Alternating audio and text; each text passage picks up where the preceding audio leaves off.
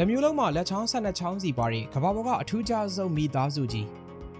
မင်္ဂလာပါ Youth Entertainment ပရိသတ်ကြီးကျွန်တော်တို့လူအများစုမှာလက်ချောင်း10ချောင်းရှိတာကတဘာဝပဲလို့ကျွန်တော်တို့လက်ခံထားကြပါတယ်ဒါပေမဲ့ဘရာဇီးနိုင်ငံကမိသားစုတစုအတွက်တော့လက်ချောင်း12ချောင်းရှိမှတာမန်လို့သတ်မှတ်နိုင်တာပါ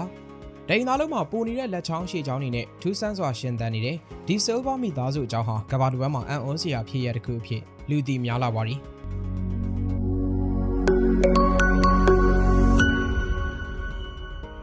သူတို့အတွက်တော့ဒီပိုနေတဲ့လက်ချောင်းတွေဟာရှို့ယွင်းချက်မဟုတ်ဘဲနဲ့ဖျားသခင်ပေးတဲ့စူပါပါဝါတစ်ခုလိုပါပဲ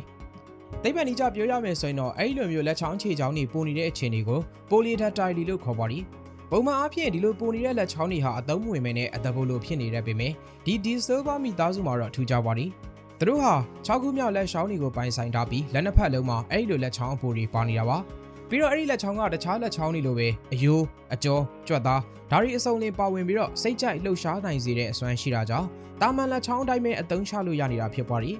ပုံမှန်လက်ချောင်းပူရီပါတယ်ဆိုရင်ဒီကောင်လေးတွေကသဘောအနေနဲ့သာပါလာတာမျိုးဖြစ်ပြီးဘာမှသုံးလို့မရပါဘူးဒီမိသားစုကတော့အဲ့လိုမဟုတ်ပါဘူးဒီ Silver မိသားစုမှာအဖိုးဘွားကနေမြီးမြစ်တွေအထိမျိုးဆက်ပေါင်းများစွာအဲ့ဒီမျိုးရိုးဗီဇာကိုဆက်ခံလာကြတာပါသူတို့မှာမိသားစု14ယောက်ရှိရင်အဲ့ဒီ14ယောက်စလုံးဟာလက်တစ်ဖက်စီကိုလက်6ချောင်းစီနဲ့စုစုပေါင်းလက်နှစ်ဖက်လက်ချောင်း12ချောင်းခြေချောင်း12ချောင်းစီကိုပိုင်ဆိုင်ထားကြပါတယ်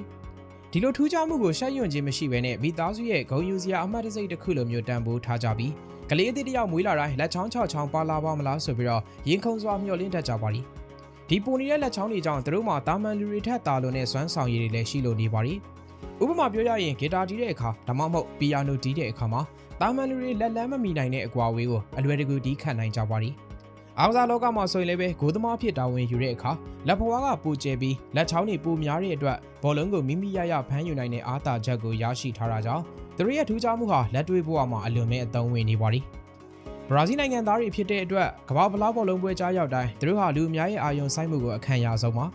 ဘရာဇီးအသင်းကဆဋ္ဌမမြောက်ချန်ပီယံဟက်ဆာကိုရယူနိုင်မှုဆုတောင်းတဲ့အခါသူတို့ဟာလက်ချောင်း6ချောင်းကိုမြှောက်ပြီးတော့အားပေးလေးရှိကြပါတယ်ဒါဟာသူတို့မိသားစုအတွက်တော့ဘောလုံးပွဲအားပေးခြင်းနဲ့မကဘဲသူတို့ရဲ့ထူးခြားတဲ့ဖြစ်တည်မှုကိုပါကဘာကိုထုတ်ဖော်ပြသလိုက်တာဖြစ်ပြီး6ဆိုတဲ့ကဏ္ဍဟာသူတို့မိသားစုအတွက်ကံကောင်းခြင်းသင်္ကေတဖြစ်လာပါတယ်။ညီကုန်းချုပ်အနေနဲ့ပြောရမယ်ဆိုရင်ဒီ Silver မိသားစုရဲ့ဇလံဟာတဘာဝတရားရဲ့စမ်းကြယ်တဲ့ဖန်တီးမှုနဲ့အပြုသဘောဆောင်တဲ့စိတ်ဓာတ်တို့ပေါင်းစပ်သွားတဲ့အခါဘလောက်ထိလှပနိုင်တယ်လဲဆိုတာပြသနေပါတယ်။မတူကွဲပြားခြင်းဟာအားနည်းချက်မဟုတ်ဘဲထူးခြားတဲ့အလှတရားတစ်ခုသာဖြစ်တယ်ဆိုတာကိုသူတို့ရဲ့အပြုံးတွေကနေတဆင့်သက်သေပြနေပါတယ်။တကဘာလုံးကအံ့ဩနေရတဲ့ဒီ Silver မိသားစုရဲ့လက်ချောင်း12ချောင်းဇလံဟာလူသားတွေရဲ့စင်ကဲဖြစ်စဉ်နဲ့ပတ်သက်ပြီးကျွန်တော်တို့ကိုအမြဲတမ်းစဉ်းစားစရာတွေပေးနေအောင်မှအသေးချပါပြီဒီနေ့ဗီဒီယိုလေးကတော့ဒီလောက်ပါပြီနောက်ထပ်လည်းအခုလိုမျိုးစိတ်ဝင်စားစရာအကြောင်းအရာတွေကို Youth Entertainment ကတင်ဆက်ပေးအောင်ပါအဆုံးထိအားပေးတဲ့အတွက်ကျေးဇူးတင်ပါတယ်ခင်ဗျာ